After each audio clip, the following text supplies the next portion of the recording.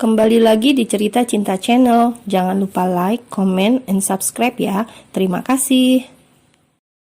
Sepulang dari honeymoon, badan Jenar malah semakin parah. Bahkan hanya untuk bangun dari tempat tidur saja, rasanya ia tidak sanggup. "Sayang, kamu gak usah kuliah dulu ya," kata Arya lembut. Jawab Jenar yang enggan untuk beranjak dari tidurnya. "Mas berangkat ke kantor dulu, nanti siang Mas pulang lagi." Arya pamit untuk pergi ke kantor, tapi Jenar benar-benar seperti putri tidur, sama sekali tidak bergerak, padahal biasanya Jenarlah yang paling aktif sedari pagi. Arya menutup pintu kamarnya dengan perlahan, lalu mulai berjalan menuruni anak tangga menuju meja makan. "Pagi, Mah, Pah," ujar Arya menyapa kedua orang tuanya, lalu menarik satu kursi untuknya duduk. "Jenar mana sayang?" tanya Tamara lembut sambil mengoleskan selai ke roti. "Dia masih pusing, Mah," jawab Arya sambil mengambil roti. "Makanya jangan kebanyakan loh, jangan terlalu semangat," ucap Dimas berkomentar. "Sialan loh," jawab Arya kesal, padahal mah emang iya, dia terlalu bersemangat. "Gak ngampus dia bang?" tanya Bian. "Jangan dulu deh, badannya lemes banget kayaknya. Dari kemarin di pesawat muntah-muntah terus dia," ujar Arya sambil memakan roti. Tanpa berkata, Aiden langsung turun dari meja makan, lalu membawa roti beserta susu, melangkahkan kakinya ke lantai 2 ke kamar Arya dan Jenar. "Anak lo perhatian banget sama bini gue," ucap Arya berdecak. "Iyalah, dia pengertian karena punya om yang gak peka," cibir Dimas. Sudah, kalian ini bertengkar terus kalau lagi ada, giliran gak ada saling nyari," kata Tamara. Ceklek, Aiden membuka pintu kamar Jenar dan matanya menelisik ke seluruh ruangan, namun tidak menemukan di mana Jenar. Tante Jenar," panggil Aiden, namun tidak ada suara. "Tok tok tok, tante di dalam ya?" panggil Aiden lagi mengetuk pintu kamar mandi. "Bruk." Aiden begitu terkejut begitu mendengar suara sesuatu jatuh. Lalu ia berusaha membuka pintu kamar mandi, namun tak bisa, sepertinya dikunci dari dalam. Aiden pun segera berlari menuruni anak tangga hingga nafasnya terengah-engah. "Aiden, pelan-pelan, nanti jatuh gimana?" omel Tamara. "Tahu tuh anak tuyul, udah kayak lihat setan aja," cibir Bian. "Ada apa Aiden?" tanya Adi lembut. Aiden masih mengatur nafasnya yang ngos-ngosan. Tante Jenar, ucap Aiden terbatas karena nafasnya putus-putus. Arya yang mendengar nama Jenar disebut tanpa bertanya langsung segera berlari menuju kamarnya, disusul yang lainnya juga. Sayang, kamu di mana?"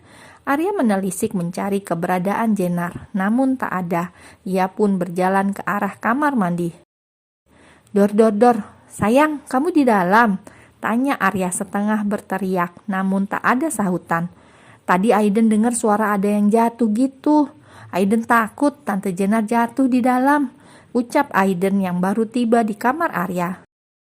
"Kita dobrak pintunya bang," ucap Bian dibalas anggukan oleh Arya. Brak, cobaan pertama fail.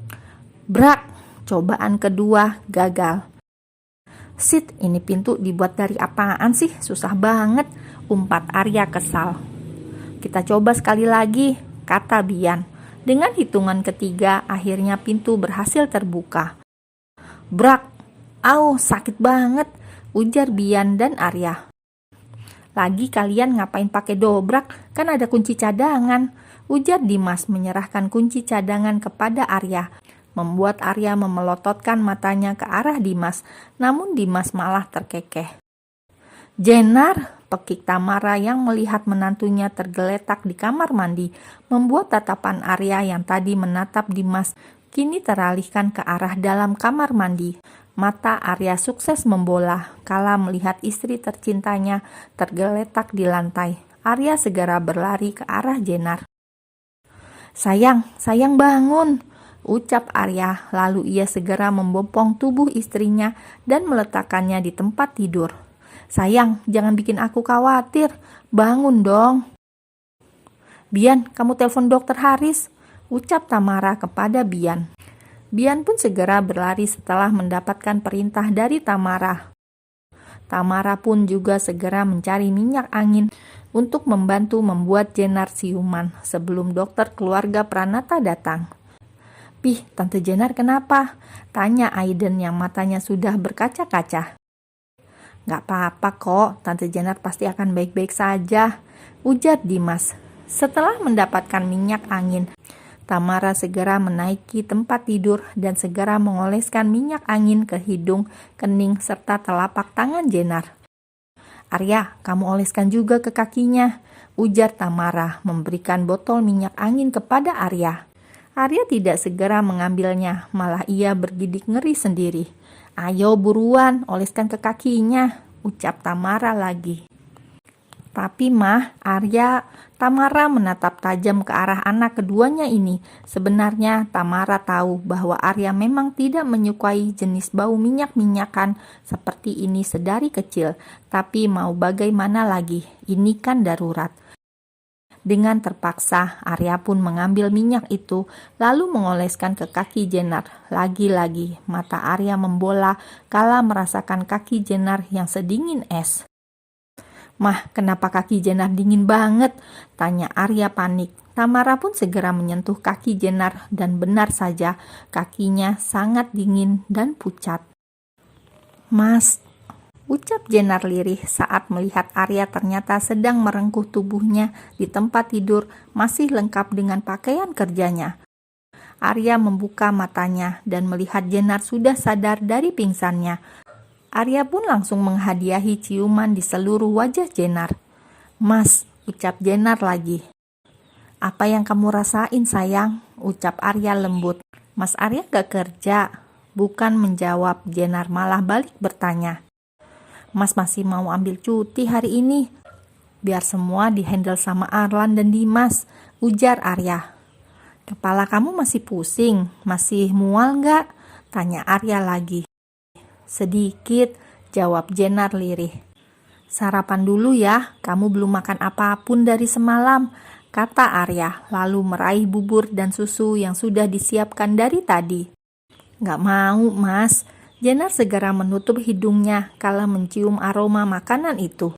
"Ya udah, kalau begitu susunya aja ya," kata Arya lagi, membuat Jenar menggelengkan kepalanya.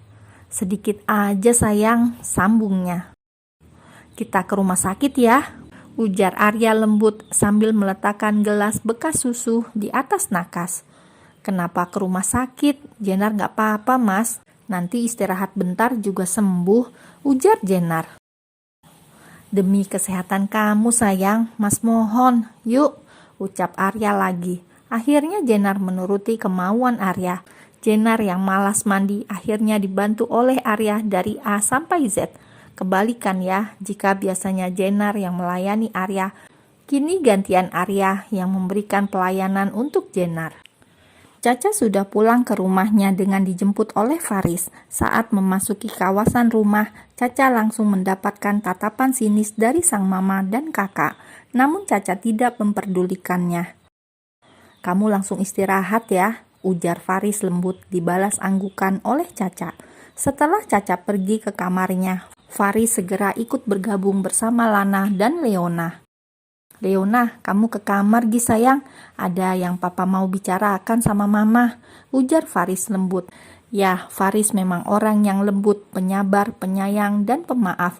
Suami dan papa idaman lah pokoknya. Setelah Leona beranjak pergi, Faris langsung menatap tajam ke arah Lana. "Apa?" kata Lana ketus. "Tidak bisakah kamu bersikap lembut sedikit kepada Caca?" tanya Faris pelan. "Enggak," jawab Lana cepat. "Dia anak kamu, Mah," kata Faris. "Dia bukan anak aku, dia anak seorang bajingan," pekik Lana sampai meneteskan air mata. "Mah, Caca nggak salah apapun dalam hal ini. Dia suci dan bersih. Jangan kamu jadikan dia pelampiasan. Dia butuh kasih sayang mama juga," ujar Faris lembut. Kamu yang bodoh, Pah. Kamu bukan ayah kandungnya. Kenapa kamu begitu menyayanginya? Bahkan kamu lebih dekat dengan anak bajingan itu daripada dengan Leona, anak kandung kamu sendiri. Teriak Lana meluapkan emosinya. Ya, Faris memang lebih dekat dengan Caca, tapi bukan karena alasan, karena sang istri yang selalu menyalahkan Caca dan selalu berpihak pada Leona. Itu menyebabkan Faris lebih berada di pihak Caca. Kalau Faris ikut membedakan status Caca dan Leona, apa tidak akan terlalu menyakitkan buat Caca? Begitu pikir Faris. Meskipun Caca tidak pernah mendapatkan kasih sayang dari Lana, setidaknya Caca bisa merasa disayangi olehnya. Sedangkan Leona, tentu saja Faris juga menyayanginya. Semua permintaan dan kemauan Leona selalu dituruti oleh Faris. Tapi karena hasutan dari Lana membuat pikiran gadis itu bercabang. Ia berpikir bahwa Caca telah mengambil haknya sebagai anak kesayangan Faris. Maka dari itu ia sangat membenci Caca. Terlebih saat ia tahu bahwa Caca bukan anak dari papanya. Kebencian Leona semakin besar. Kata siapa aku tidak menyayangi Leona? Kata siapa aku tidak mementingkannya? Dan kata siapa aku lebih menyayangi Caca daripada Leona? Teriak Faris pada akhirnya karena sudah merasa jengah dengan tingkah Lana. Mereka berdua sama-sama anakku, ucap Faris tegas. Tidak ada yang kubeda-bedakan, semuanya sama. Dan kamu berhenti meracuni otak putri sulungku. Harus kamu ingat, Leona dan Caca tetap saudara kakak adik, meskipun berbeda ayah, ucap Faris. Caca bukan anak kamu, tegas Lana menatap tajam ke arah Faris. Anak kamu hanya Leona, Leona, Pah, teriak Lana. Sampai kapanpun, Caca juga anakku. Bahkan bila aku mati pun, hartaku tetap akan kubagi rata untuk mereka berdua, ucap Faris lagi. Enggak, dia bukan anak kamu, Pah. Dia anak bajingan sialan. Dia anak penjahat. Dia anak pembawa sial. Dia anak haram. Dia nggak pantas berada di sini. Pekik Lana. Plak. Faris memberikan ciuman keras dengan menggunakan telapak tangannya di pipi Lana. Jaga ucapan kamu. Sampai kapanpun, Caca tetap anakku, ucap Faris lalu pergi. Anak brengsek. Dasar anak setan. Harusnya aku lenyapin dia dari dulu. Harusnya aku gugurkan dia waktu masih di kandungan, ujar Lana penuh kebencian. Tanpa mereka berdua sadari, Caca mendengar semua perdebatan orang tuanya. Hati Caca begitu sakit dan perih mendengar semua umpatan dari mamanya. Tapi Caca hanya bisa diam dan terisak.